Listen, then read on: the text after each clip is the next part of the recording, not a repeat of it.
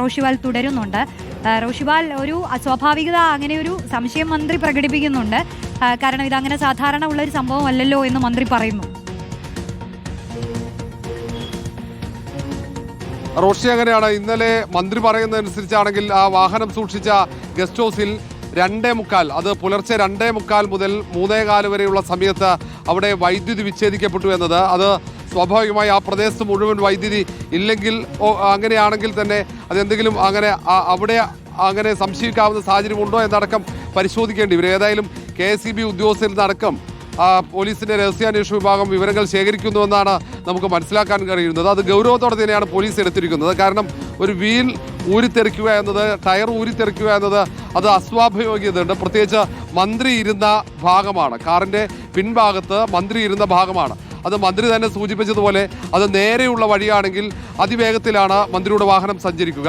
അങ്ങനെ അതിവേഗത്തിൽ സഞ്ചരിക്കുന്ന വാഹനമാണെങ്കിൽ സ്വാഭാവികമായും ടയർ ഊരിത്തെറിച്ചു കഴിഞ്ഞാൽ മന്ത്രി ആ സഞ്ചരിച്ച വാഹനത്തിൻ്റെ നിയന്ത്രണം വിടാനും അത് മറയാനും വലിയ അപകടം സംഭവിക്കാനുള്ള സാധ്യതയുണ്ട്. അങ്ങനെ ആരെങ്കിലും ഒരു അട്ടിമറി നീക്കം മന്ത്രിയുടെ വാഹനത്തിൽ നടത്തിയിട്ടുണ്ടോ എന്ന സംശയമാണ് പോലീസിനുള്ളത്. മാത്രവുമല്ല, അങ്ങനെ സംശയിക്കാത്ത സാഹചര്യവുമുണ്ട്. കാരണം ഗസ്റ്റ് ഹൗസിലാണ് വാഹനം സൂക്ഷിച്ചത്. ആ ഘട്ടത്തിൽ പുലർച്ചെ പ്രത്യേകിച്ച് ഈ 2:45 മുതലുള്ള ഏതാണ്ട് അരമണിക്കൂറോളം സമയം ഗസ്റ്റ് ഹൗസിലെ വൈദ്യുതി വിച്ഛേദിക്കപ്പെടുന്ന സാഹചര്യം, അതിൽ ഏതെങ്കിലും തരത്തിൽ ദുരൂഹതയുണ്ടോ എന്ന് പരിശോധിക്കപ്പെടുന്നു. മാത്രവുമല്ല, അതിനുശേഷം പിന്നീട് ആ സമയത്തുള്ള CCTV ദൃശ്യങ്ങൾ ലഭ്യമല്ല എന്നാണ് മനസ്സിലാക്കാൻ കഴിയുന്നത്. ഏതായാലും ഗൗരവത്തോടെ തന്നെയുള്ള ഒരു പരിശോധന ആലപ്പുഴയിൽ ഇപ്പോൾ പോലീസ് ആരംഭിച്ചു കഴിഞ്ഞു. മന്ത്രി ഇത് സംബന്ധിച്ച് പോലീസിനെ വിവരം അറിയിച്ചിട്ടുണ്ട്. കാരണം തലനാരിഴക്കാണ് ഈ സംഘം രക്ഷപ്പെട്ടത്. മന്ത്രി സൂചിപ്പിച്ചതുപോലെ ഒരു വളവിലാണ്, അതും ഒരു ചെറിയൊരു ഉയരത്തേക്കുള്ള പാതയായതുകൊണ്ട് അവിടെ വേഗത കുറഞ്ഞതുകൊണ്ട് അപകടം ഒഴിവായി എന്ന് മാത്രം. അല്ലെങ്കിൽ അത് വലിയ അപകടത്തിൽ കലാശിക്കുമായിരുന്നു. മന്ത്രിക്കൊപ്പം പോലീസും ഉണ്ടായിരുന്നു, പോലീസിൻ്റെ എസ്കോർട്ട് ടീം ഉണ്ടായിരുന്നു. അവർ വാഹനം പ്രാഥമികമായി പരിശോധിച്ചിട്ടുണ്ട്. എന്തായാലും അതിൽ കൂടുതൽ ഫോറൻസിക് പരിശോധന ഉൾപ്പെടെ വാഹനത്തിൽ നടത്തേണ്ട സാഹചര്യമുണ്ട്. കാരണം ടയർ ഊരിത്തെറിച്ചുള്ള അപകടം സാധാരണ സംഭവിക്കുന്നത് വളരെ വിരളമാണ്.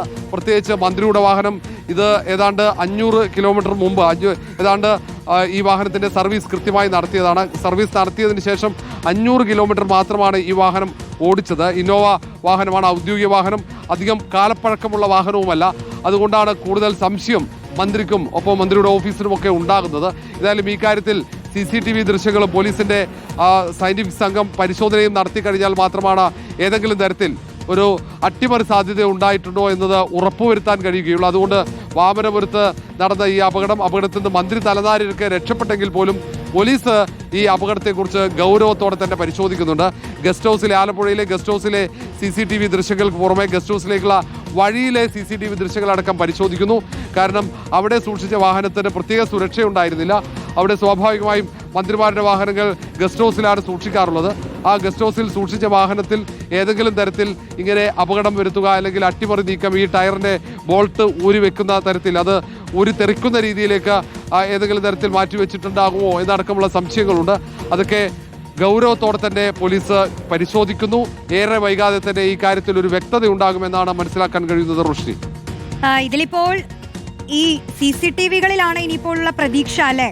ഇപ്പോൾ ഈ ആലപ്പുഴയിൽ നിന്ന് ഇപ്പോൾ ഈ വാമനപുരം എന്ന് പറയുമ്പോൾ 3 മണിക്കൂറിലധികമൊക്കെ ദൂരമുണ്ടോ റോഷിവാൽ? അത്രയും ദൂരം ഈ വാഹനം സഞ്ചരിച്ചിട്ടുണ്ടോ?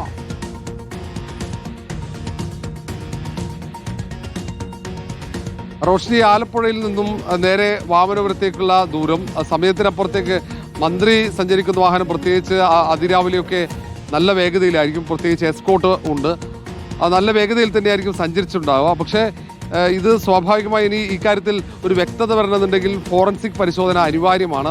കാരണം ആരെങ്കിലും ഈ ടയർ ഊരിത്തെറിക്കാവുന്ന ഭാഗത്തിലേക്ക് അതിൻ്റെ ബോൾട്ട് കുറച്ച് ഊരി വെച്ചിട്ടുണ്ടാകുമോ എന്നതാണ് ഒരു സംശയം, പ്രധാനമായുള്ളൊരു സംശയം. ഓഫീസിനും പോലീസിനും ഒക്കെ അങ്ങനെ ഒരു സംശയമുണ്ട്. അതുകൊണ്ടാണ് ആ വാഹനത്തിൻ്റെ അടുത്തേക്ക് ഇന്നലെ രാത്രി സംശയമുണ്ടാകുന്ന തരത്തിൽ, ദുരൂഹതയുണ്ടാകുന്ന തരത്തിൽ ആരെങ്കിലും വന്നിട്ടുണ്ടോ എന്നത് മന്ത്രി ഇപ്പോൾ പോലീസ് പരിശോധിക്കുന്നത്. അതിനുള്ള ശ്രമമാണ്. പക്ഷേ അവിചാരിതമായി അവിടെ ആ സമയത്ത് ഏതാണ്ട് 2:45 ശേഷമുള്ള അരമണിക്കൂറിലേറെ സമയം വൈദ്യുതി ഉണ്ടായിരുന്നില്ല. ആ കാരണത്താൽ CCTV പ്രവർത്തിച്ചില്ല എന്നാണ് ഗസ്റ്റ് ഹൗസിലെ അധികൃതർ പറയുന്നത്. അതോടെ സംശയം കൂടുതൽ ബലപ്പെടുകയാണ്. ഈ സാഹചര്യത്തിൽ ഗസ്റ്റ് ഹൗസിലേക്കുള്ള പാതയോരത്തുള്ള CCTV ദൃശ്യങ്ങളടക്കം പരിശോധിക്കുന്നുണ്ട്. ഏതെങ്കിലും തരത്തിൽ സംശയാസ്പദമായി ആരെങ്കിലും ഗസ്റ്റ് ഹൗസിൻ്റെ പരിശോധനയ്ക്ക് എത്തിയിട്ടുണ്ടോ എന്നതാണ് പരിശോധിക്കുന്നത്. ഈ CCTVയുടെ ദൃശ്യങ്ങൾ ലഭിക്കാത്തത് അന്വേഷണത്തിന് ഒരു പ്രധാന തടസ്സമാണ്. ഏതായാലും മന്ത്രി അതിൽ ഉള്ള ഒരു സംശയം, മന്ത്രിയുടെ ഓഫീസ് പ്രകടിപ്പിച്ച സംശയത്തിൻ്റെ അടിസ്ഥാനത്തിലാണ് പോലീസ് അത്തരത്തിൽ ഒരു അന്വേഷണം നടത്തുന്നത്. കാരണം ഒരു സാധാരണ ടയർ പഞ്ചറായതാണെങ്കിൽ ഇത്ര സംശയിക്കാനുള്ള സാധ്യതയില്ല.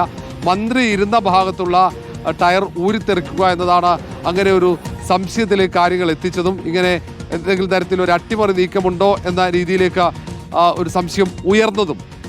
ഗൗരവത്തോടെയുള്ള പരിശോധന ഇപ്പോഴും തുടരുന്നുണ്ട് അവിടെ സ്പെഷ്യൽ ബ്രാഞ്ച് സംഘം.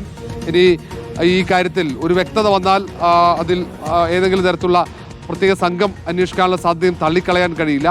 മന്ത്രിയെ അപായപ്പെടുത്താനുള്ള നീക്കം നടന്നോ എന്നതാണ് പ്രധാനമായുള്ള ഒരു സംശയം. അതിൽ വ്യക്തത വരുത്താനുള്ള ശ്രമമാണ് ഇപ്പോൾ ആലപ്പുഴയിൽ പോലീസ് നടത്തുന്നത്. പക്ഷേ ഗസ്റ്റ് ഹൗസിലെ CCTV ദൃശ്യങ്ങൾ ഇപ്പോഴും അത് ലഭ്യമാക്കാൻ കഴിഞ്ഞിട്ടില്ല. അവിടെ എന്തുകൊണ്ട് ആ സമയത്ത് വൈദ്യുതി വിച്ഛേദിക്കപ്പെട്ടു എന്ന കാര്യം കൂടി അത് KSEBയിലെ ഉദ്യോഗസ്ഥന്മാരെന്നും ചോദിച്ചറിയാനുള്ള ശ്രമം പോലീസ് നടത്തുന്നുണ്ട്. റോഷ്നി. ശരി, റോഷിബാലാണ് വിശദാംശങ്ങൾ നൽകുന്നത്. മന്ത്രി സജി ചെറിയാന്റെ വാഹനം അപകടത്തിൽപ്പെട്ടു എന്ന വിവരമാണ് പ്രേക്ഷകരിലേക്ക് എത്തിയത്. തിരുവനന്തപുരം വാമനപുരത്ത് വെച്ച് കാറിന്റെ ടയർ ഊരിത്തെറിക്കുകയായിരുന്നു. മന്ത്രി തന്നെ നേരിട്ട് നമ്മളോട് പ്രതികരിച്ചു. ഇതിൽ മന്ത്രി അസ്വാഭാവികമായി കാണുന്നത് ഈ ഗസ്റ്റ് ഹൗസിൽ കാർ സൂക്ഷിച്ചിരുന്നിടത്ത് അരമണിക്കൂർ കറണ്ട് പോയതും മറ്റൊന്ന് അവിടുത്തെ CCTV ദൃശ്യങ്ങൾ ലഭിക്കുന്നില്ല എന്ന് ഏറ്റവും പുതിയതായി അറിയാൻ കഴിയുന്നു. അപ്പോൾ അതെന്തുകൊണ്ടാണെന്നൊക്കെ പരിശോധിക്കണം. പോലീസ് എന്തായാലും പരിശോധനകളിലേക്ക് കടന്നിട്ടുണ്ട്. ഇതിലൊരു അസ്വാഭാവികത ഇപ്പോൾ ഇങ്ങനെ സംശയിക്കുന്ന ഘട്ടത്തിൽ കൂടുതൽ വിവരങ്ങൾ പുറത്തു വരേണ്ടതുണ്ട്.